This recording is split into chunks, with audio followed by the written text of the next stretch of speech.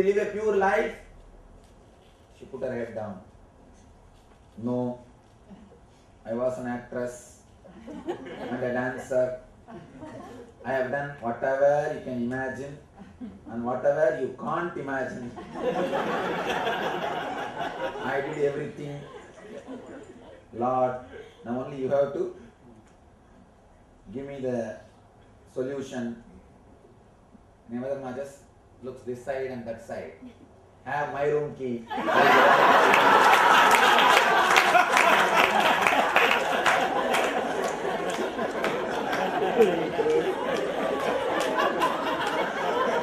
Very clear.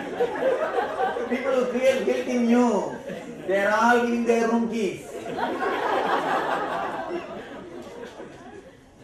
Be very clear. Let morality be out of your understanding, not out of any fear.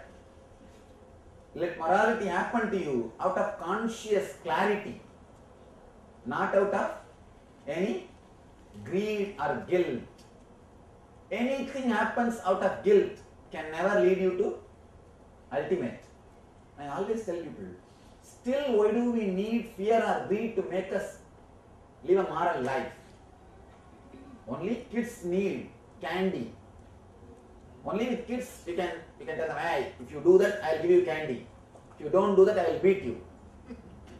If you are a child, it's okay. Even after growing, if you need candy and punishment, we are mentally retarded. True. Still we need the hell and heaven candy. The hell and heaven to be moral. Still we need cop's car to maintain our speed. It means what? We are mentally retarded. If you don't see the cop's car, what do you do? Automatically, one push. That 5 miles grace. Some of these people, they are grace of that 5 mile only. I've always seen these guys and they drive me. 65, the board means at least 75. No, Swamiji, 10 miles grace mile. And if there is no cop's car this side or that side, they will enter into the carpool lane. Right? Enter into the carpool lane. If your morality is based on fear, naturally what you will do? You will be just waiting to go beyond. And there is a taste when you break the rule actually. It is not even a speed. Even if you don't have to go urgently, it's a taste actually.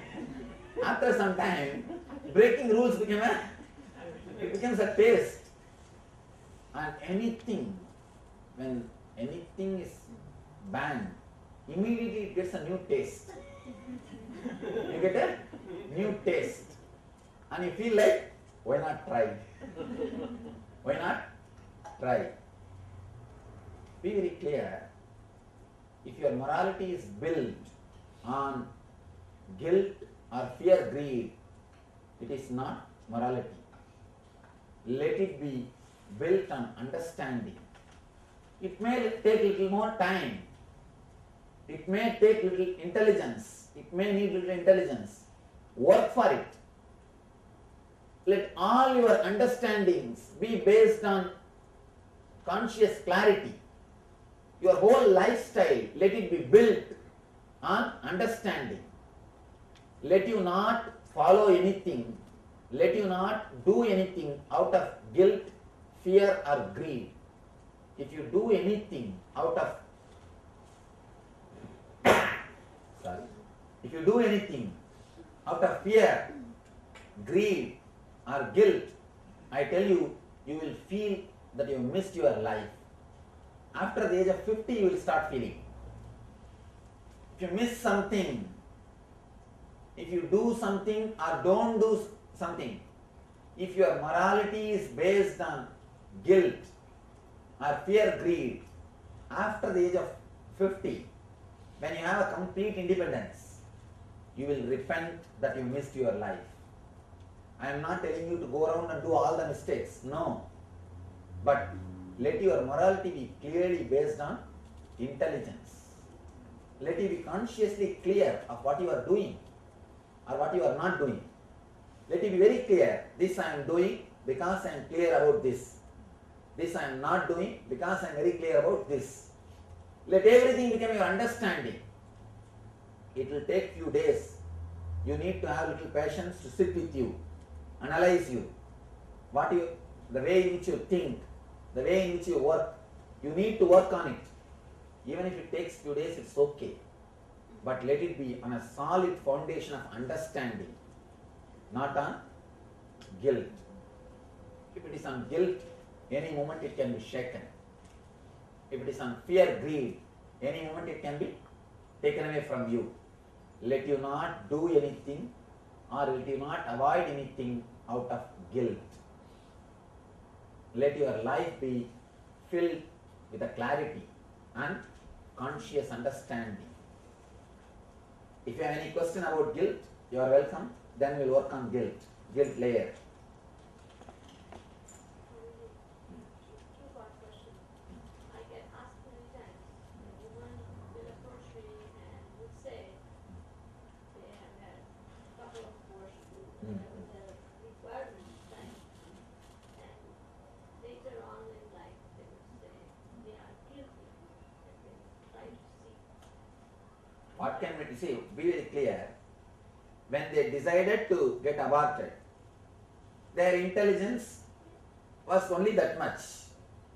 They were not ready to take the responsibility, or the situation was like that. One more thing, when you decide, not only situation plays a role, your intelligence also plays a role. You decide. After 1 year, your intelligence gets updated, like a software. After it gets updated, if you start repenting, whose mistake? It's nobody's mistake. See, at that time when you decided, you may not have that much of courage. Now suddenly today you may have the courage.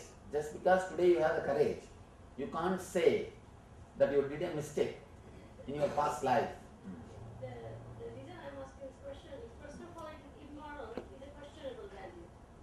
It is moral or immoral is decided by Catholic religion. No one's religion says First that thing, abortion is immoral.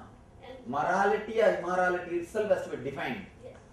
According to me, morality is which makes you happy and which makes the people who are around you happy is morality. Which makes you blissful and which makes people around you blissful. Which makes you suffer or the people who are around you suffer. That is immorality. That's all. Next question will come. No, something makes me blissful but others are suffering. What to do? What to do about that? Be very clear. Then there is something seriously wrong. Never you can have something which makes others suffer and makes you blissful. It will be making you also suffer. You may not be aware or you may be insensitive to that suffering. That's all. But anything which makes others suffer will make you also suffer. You need to understand that one thing.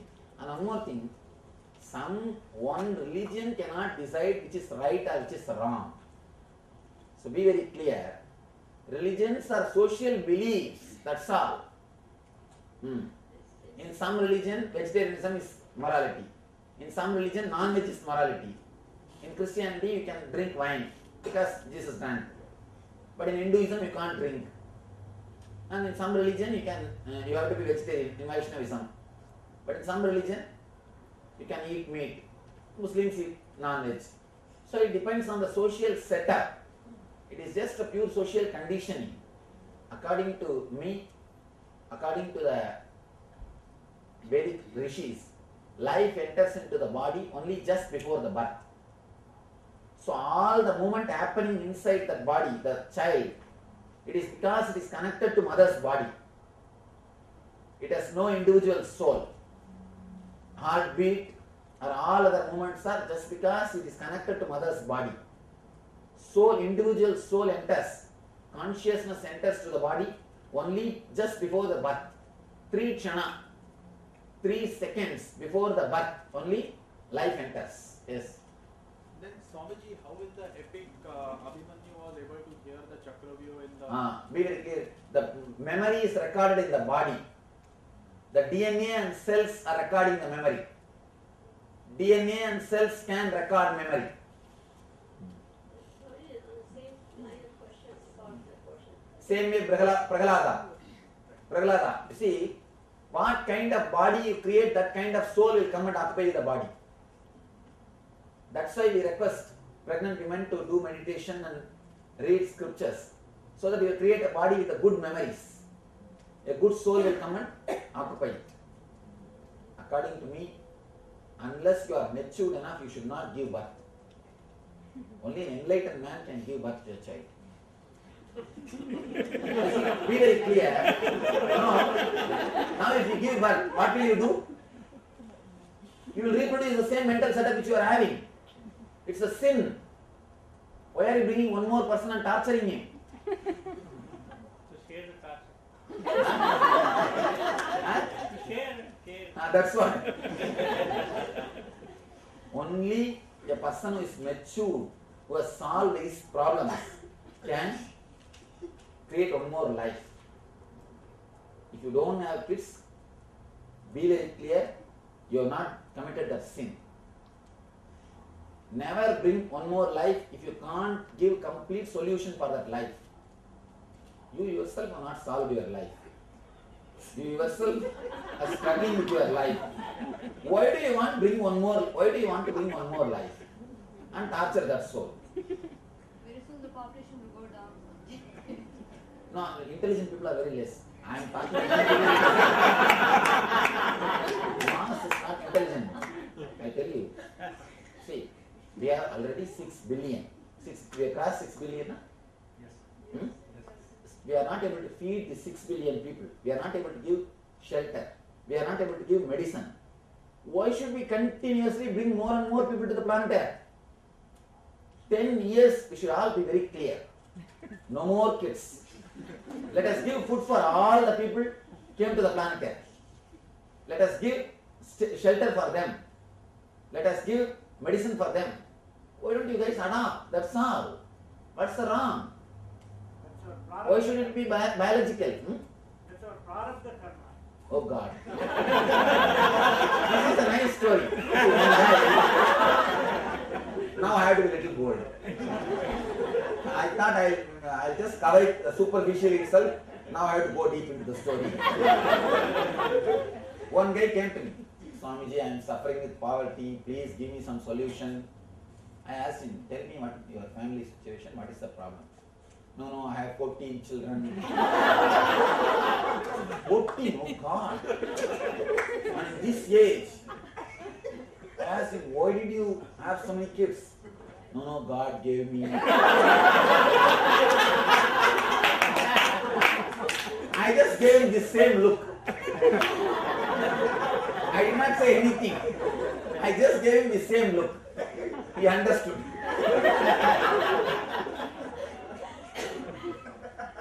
It's a nice way. See, God is like a dustbin.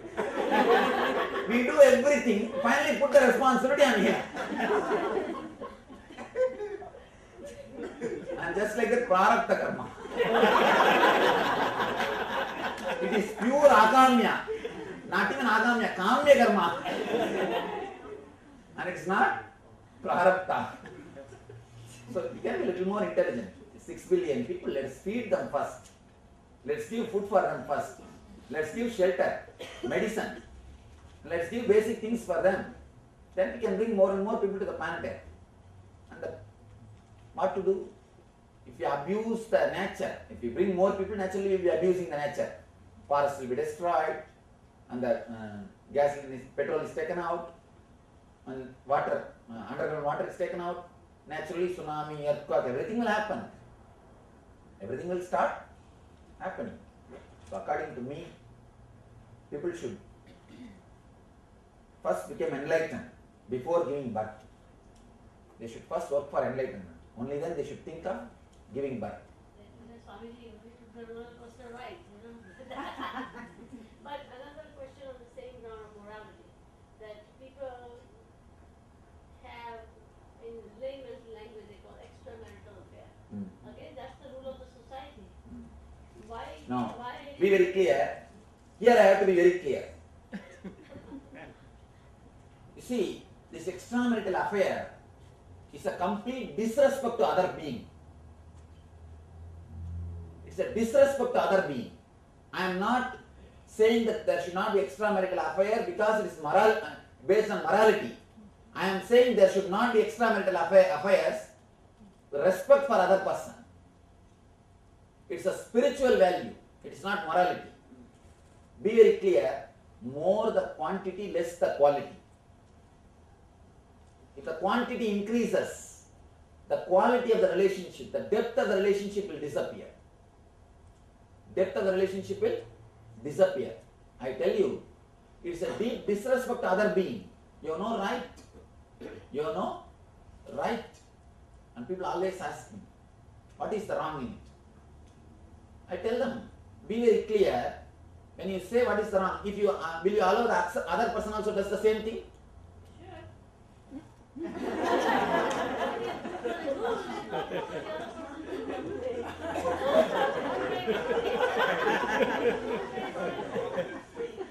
I think now we let analyze.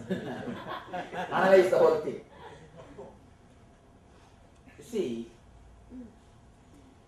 what is the base of the relationship? Let us analyze. What is the reason for a relationship? There is a beautiful answer. In our Vanaprastha, in our Vanaprastha system, means our Vedic marriage system, they explain, man is centered on Muladhara, means lust. Women are centered on Swadhisthana, insecurity. Here, by marriage, through marriage, man gives a promise, he takes an oath in front of fire. Through this marriage, I decide, I take an oath, I will give you a deep, secure feeling and liberate you from this insecurity consciousness. A samskara, she takes the oath. Through this oath, I promise that I will give you a deep fulfillment and liberate you from this lust samskaras. I will give you a deep fulfillment. By giving that fulfillment, I will liberate you from the samskara of lust, greed. Both of you decide, take the oath to liberate the other person from their samskaras. Both of you decide to help the other person to achieve liberation. That is the whole concept of marriage. But now you understand the weakness of the other person and you play your game just on that string. Men are always threatening women based on the insecurity concept. Women knows where to play the game. They are playing their game. Both are trying to torture others, knowing the other person's weakness. But the Vedic marriage is so sacred, so beautiful. You take a vow in front of fire. Let me not torture the other person, knowing his secret or our weakness. Knowing our weakness or our secret, his weakness should make you more compassionate and help the other person. Not, it will make you more cunning to exploit the other person. The very reason for the marriage is to liberate the other person from the prarabdha karmas which he has brought. And if you start having more number of the relationship, you will be accumulating more karmas instead of liberating yourself. Of course, if you are interested in accumulating more karmas, you are welcome. I have no problem. It is up to you. But anybody, at least if you are interested in spiritual life, please be very clear, no extramarital affairs. If you are having, the spirituality is not for you. Of course, I am nobody to tell you what to do or what not to do. It is up to you. But spirituality is not for you. The quality of relationship is not for you. Be very clear. People always quote, no, Krishna had Raslila, he had so many women. Be very clear. Krishna became enlightened, then he did. You also became enlightened. Then do whatever you want. Do not quote Krishna for your immoral things. One more thing. When the masters play, you can't even use your words to express their actions. People always come and ask me, Swamiji, you are telling we should not smoke. Why Vivekananda smoked? Ramakrishna smoked. Of course, Ramakrishna smoked after becoming enlightened. You also do that first. Become enlightened. Then do what Ramakrishna did. Then do what Vivekananda did. Let me tell you one of my personal experience. I had the great fortune to live with one Naga Baba. Means the Baba, they don't wear clothes. The naked Babas in Himalayas. And he's such a great soul. I have never seen him eating, taking bath or going anywhere. He will just sit in one place, happily, blissfully, radiating the joy. Just sitting next to him will be so blissful. But he always used to smoke ganja, that marijuana. And you will be surprised to listen the whole story. That small chilam pipe, he will put a copper coin, put ganja and smoke. After smoking, he will empty that chilam and it will become gold coin. Not once or twice. 6 months I lived with him, every day the same drama. He will sell that gold coin and get little more ganja. More ganja. And I asked him one day, Baba, why do you are such a Mahatma, Mahapurusha, why do you smoke ganja? Is it not wrong? He just laughed and replied, a big elephant cannot be tied in a small hut. If at all I have to tie that elephant in the small hut, I have to make it little dull. I have to make that elephant little dull. The enlightened consciousness cannot stay in this body. If I have to tie that consciousness in this body to do a little bit of the good service or mission, the spiritual work, I have to make it a little dull. Be very clear. In your life, you are supposed to elevate yourself. In their life, they are supposed to bring themselves down. So do not quote their actions. Do not quote their actions. Do not do what masters do. Do what they say. That's a beautiful. One Zen master he himself will smoke and drink, but he will tell always his disciples, don't smoke, don't drink. One disciple asked him, what? You are preaching to us and you are smoking and drinking? What is this?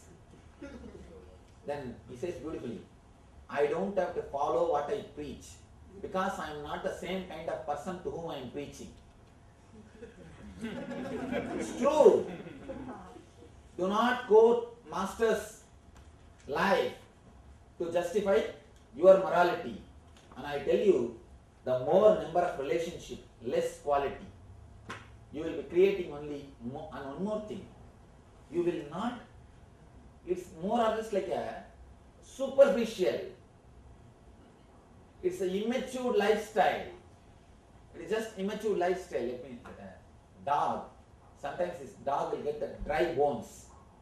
It will get some dry bones in the burial ground, in the cemetery. In India, burial ground graveyards will be open. Any dog can go and just dig a little bit and it will get one bone. And with that bone playing, the dog will nicely bite that bone. After some time, that bone will poke or damage the dog's mouth. The blood will start coming from its own mouth. The dog, after a few minutes, will start thinking the blood is coming from the bone. Without understanding, the blood is coming from its own mouth. How the dog is having a wrong attitude, wrong understanding about the joy, and how he is suffering because of his own immaturity. Same way you will be suffering if you have extramarital affairs. You will be suffering continuously with extramarital affairs. I tell you, your very base will be immature. Your very base will be immature. Leave about your actions. I am not even speaking about actions. The very base is immature, means you are neither understood nor ready to understand what for life is. What for you are caught in this body because of some samskaras. Now it is time to work them out. The earlier they are removed, better for you. and get rid of them and liberate yourself. Instead of that, if you catch an hand or try to catch tightly, it's whose mistake? If you want to catch tightly, then have not 1, 10 also, I have no problem. And I tell you one more thing. If you have only one woman in your life, enlightenment is luxury. If you have 2 women in your life, it's an option. If you have 3 women in your life, it's a compulsion. You can't live without enlightenment. In a way, the more women, more you will be forced towards the enlightenment. It's actually technique for enlightenment also. Somebody asked me, how can you prove Krishna is enlightened? He did all these things, he had so many women around him. I told, that itself is a solid proof for his enlightenment. If he is able to manage. Alright, no more comments about women. Anyhow, but I tell you one thing. See, in India, people who hunt, people who catch birds, they will make a small net. It's a very simple thing. In one thread, between two threads, they will just hang one small wooden piece and put it around that tied between the trees. These parrots, they will come and sit one side of that wooden piece. Immediately that piece will turn. It will become topsy-turvy. These guys, they will be thinking, if I leave my hand, if I leave my leg, I may fall and die. They will never leave. They don't understand. If they leave, they can simply fly. They don't understand the moment the stick becomes topsy-turvy. Let me give you a small example. You can get you have a pen, show me the pen. Pen and the 2 ribbon. Show me the 2 ribbon. Give me the 2 ribbon. One more.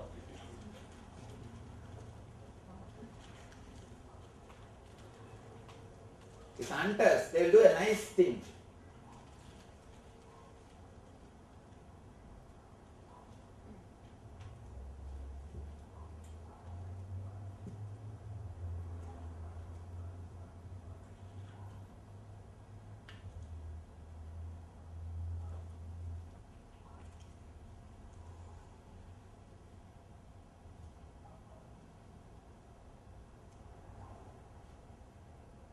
Like this they will tie, they will keep it. It will be hanging between the trees. If the parrot comes and sits here, what will happen? It will become like this. It will just turn. And then the parrot will be hanging upside down. The parrot, it doesn't understand. If it leaves the legs, it can just fly. But it doesn't understand. It thinks, no, if I leave the legs, if I leave the grip, I will fall and die. It will be holding.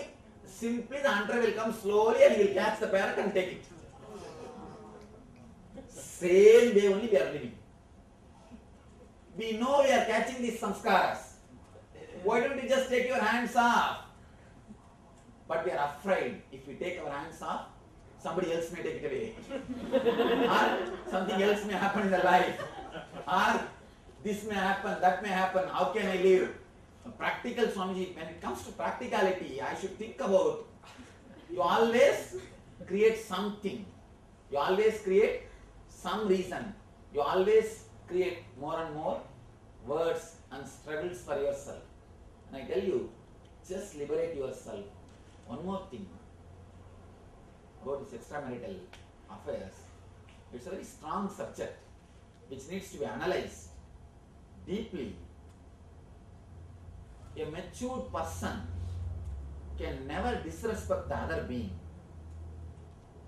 If you are thinking, if you are using the other being just as one more product, just as you see in your house you have a fridge for some purpose, you have furniture for some purpose.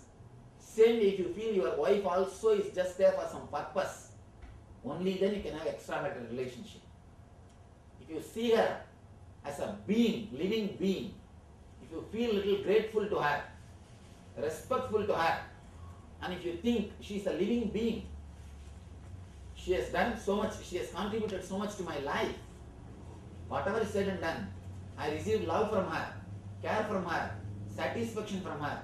If you have that respect for the other being, you will never even think about extramarital relationship. Have you done LVP? LVP. In that I very clearly answered this subject in Muladhara session.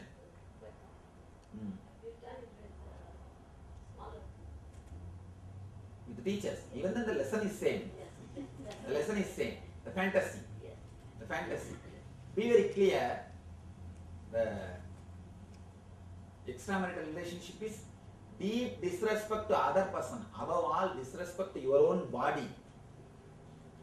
If you can allow anybody and everybody into your inner space, what respect you have for yourself? Tell me. Your space is so sacred. So sacred. How can you let anybody and everybody into your inner space, in your space? It means you don't have respect for your space.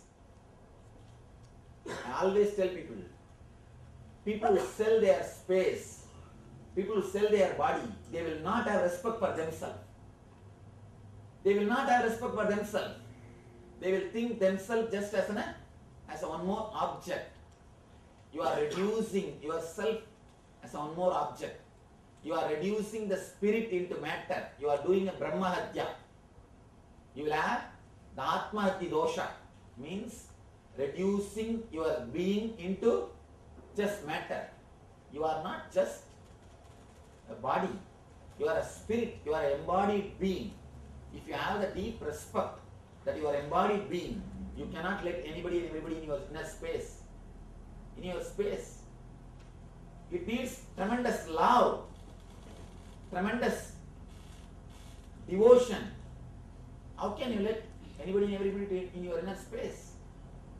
Be very clear. Never, never, never quote Master's life. Master's life is totally different.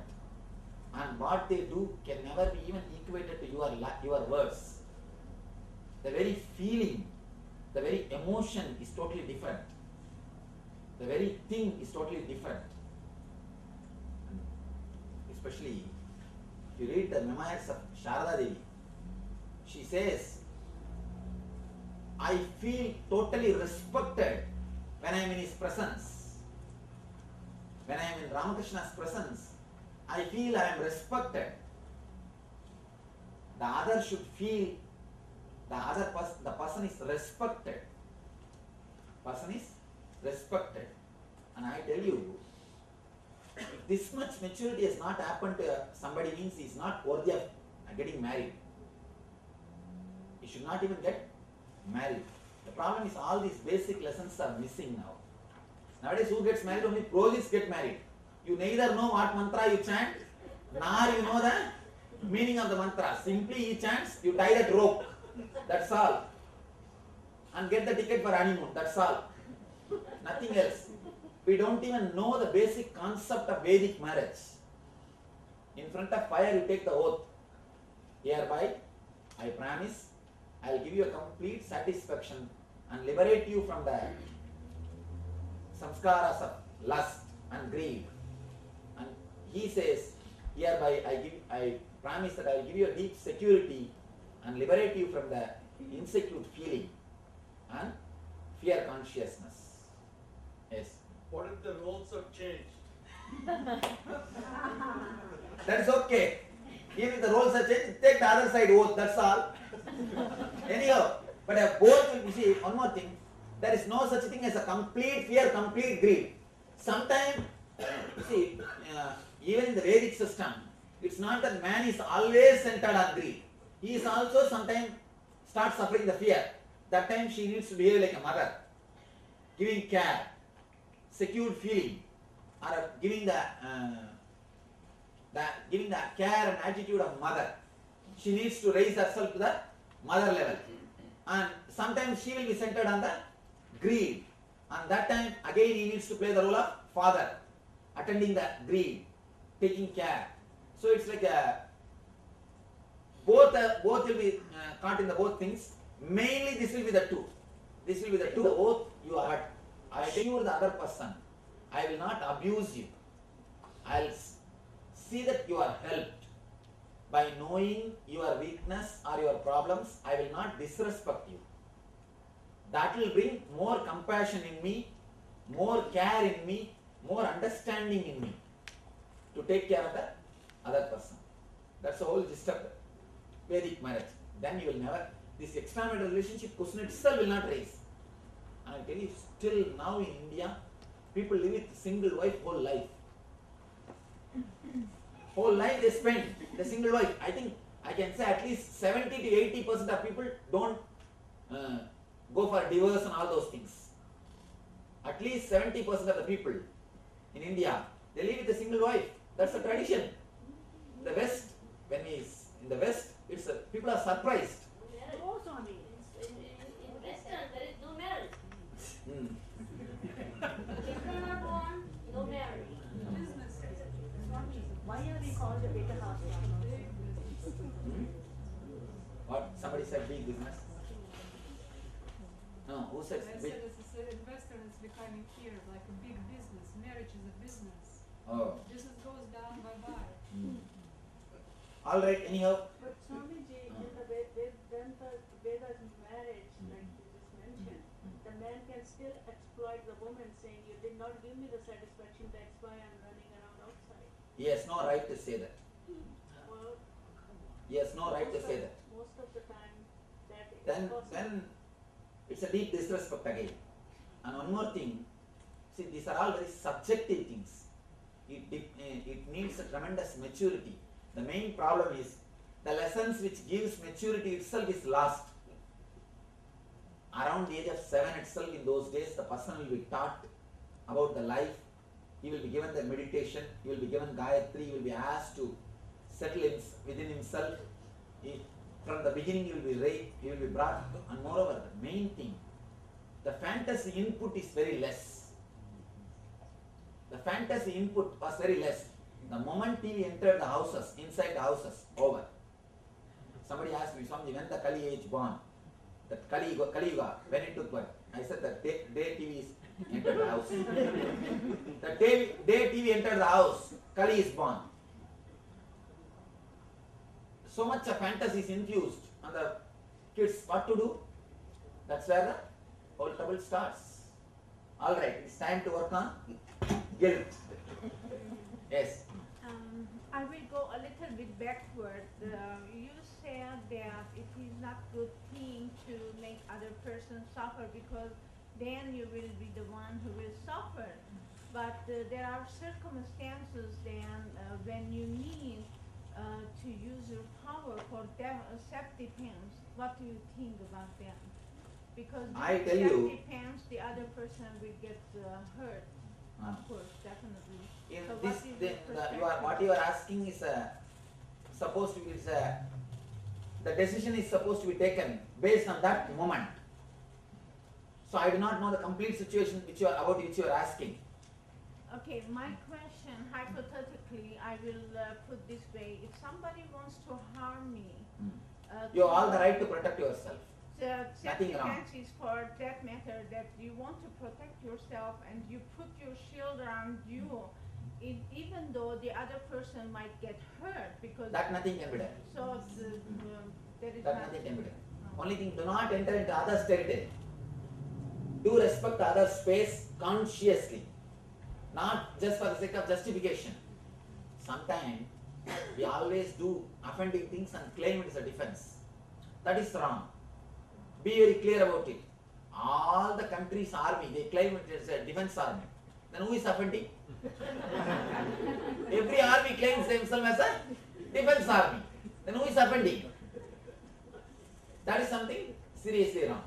Consciously, if you can say you are only defending and not offending, then okay.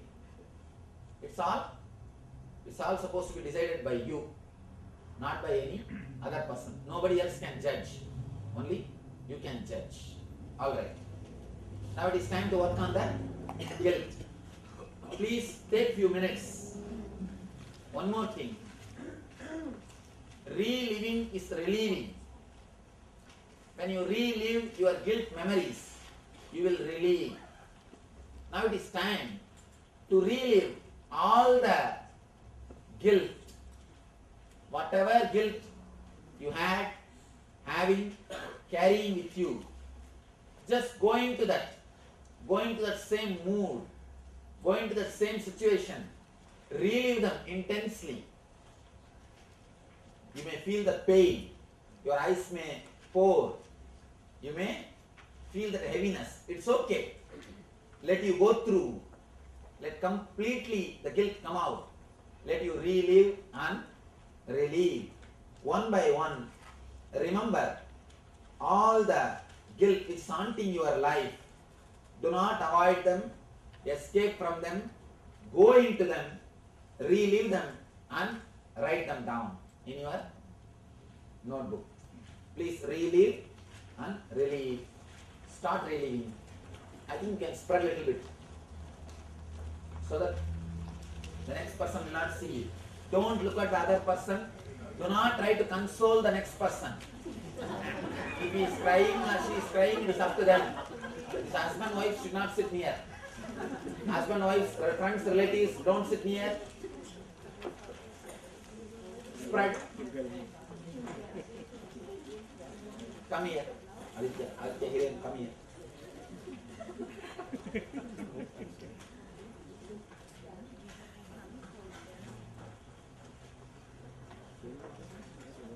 Are we writing this on a separate piece of paper? Yes.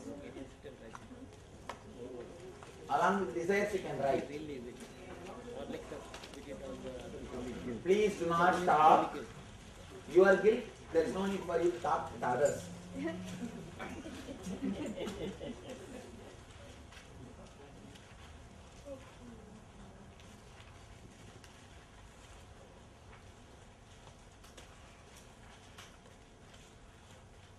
First, sit in a meditative mood, go into the mood and relive them. All the wounds which you are carrying, relive them. Go into the guilt,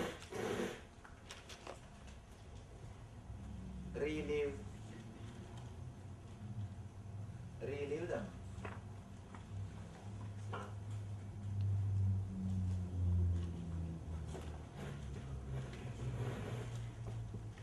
Close your eyes.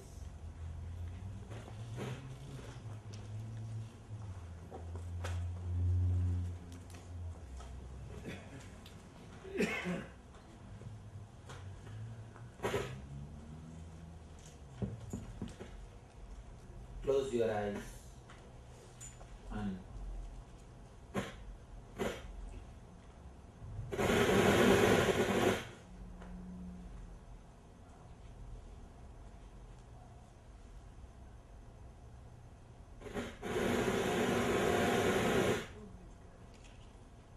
enter into the guilt.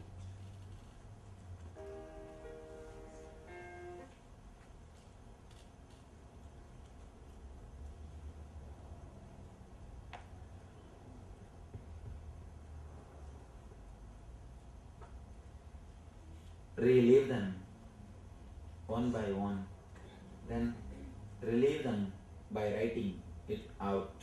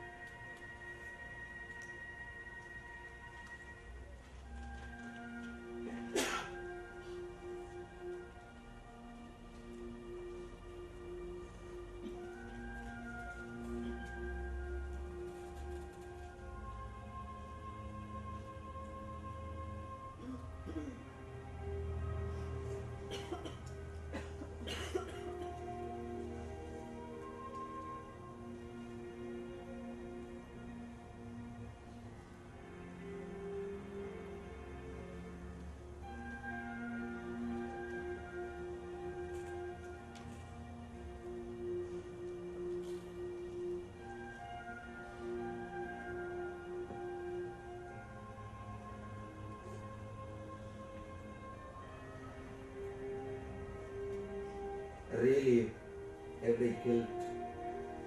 Do not leave. Do not escape. Do not avoid anything. Go into them, relieve them and relieve them.